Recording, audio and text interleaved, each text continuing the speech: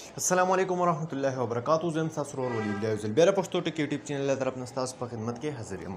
قدرمنو په ویډیو کې زه تاسو ته راغلی یم چې څنګه کولی شئ تاسو که ستاسو په موبایل کې د سیګنل مسله وي نو هغه تاسو په یو کلک سره خپل موبایل نه وباسئ. ستاسو په موبایل کې 3G 4G کې څه مسله وي یا د نت څه مسله وي نو هغه تاسو خپل موبایل نه ډېر په اسانه طریقې سره ختمه کړئ. مثال په طور ځینې ټایم کې زموږ موبایل کې اکثر د نت مسلې ډېرې زیاتې راځي. نیټورک کې مسله یا بل څه مسله وي نو زموږ موبایل 4G نه سپورټ کوي یا 3G کې مسله وي یا بل څه مسلې وي نو هغه تاسو څنګه خپل موبایل نه په یو کلیک سره ویستلی شئ.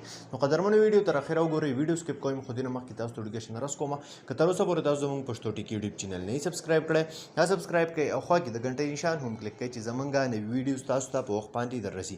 نو ملګرو دې لپاره به تاسو ته د اپلیکیشن ضرورت وي. هم د دغه اپلیکیشن لینک چې دی هغه موږ تاسو ته خپل یوټیوب چینل په ډسکرپشن کې درکړی دی.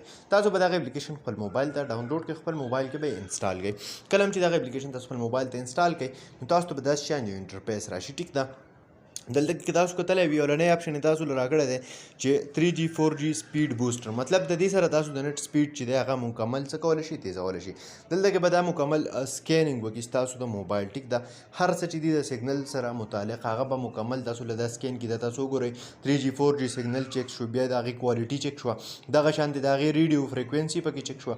ورپسې که تاسو وګورئ سیګنل انفرنس پکې چیک شو، سیګنل سټرنث، هر څه چې د هغه چیک شو دا مکمل به تاسو سره څه شي 100% به بوسټ شي، سپیډ به یې سیوا شي. ورپسې که تاسو وګورئ نو هغه اپټمایزر دی. ټیک ده، دې کې به هم دغه شانتې هر څه چې دي هغه چیک اپ وشي مکمل ستاسو د نیټورک سره چې څه شی ریلیټډ څه شی متعلق دی صحیح د مطابق څه شی دی د نیټورک نو هغه به د دې ځایږي نه څه شي هغه به هم د دې ځایږي نه بوسټ شي.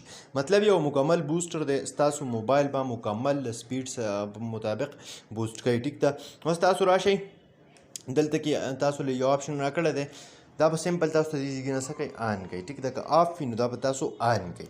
دا چې آن کوئ نو دلته کې دې ته لیکلي څه دي، دا دی فاسټسټ 4G سپیډ، مطلب په 4G کې چې څومره فاسټسټ تر ټولو نه سیوا سپیډ دی هغه تاسو ته دې ځایږي نه څه کولی شئ راغستلی شئ.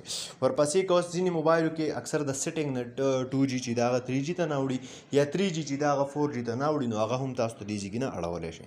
نو قدرمنو دې په ذریعه تاسو د نیټورک دغه ټوټلي مسلې د انټرنیټ حل کولی شئ. قدرمنو دا ونې ویډیو امید لرم چې خوښه شوي به وي. که خوښه شوي وي لایک یې کړئ، چینل سبسکرایبول مه هېروئ، ملګرو سره یې شیر کړئ. تر بلې ویډیو د خپل ځان ډېر زیات خیال ساتئ. د خدای په امان.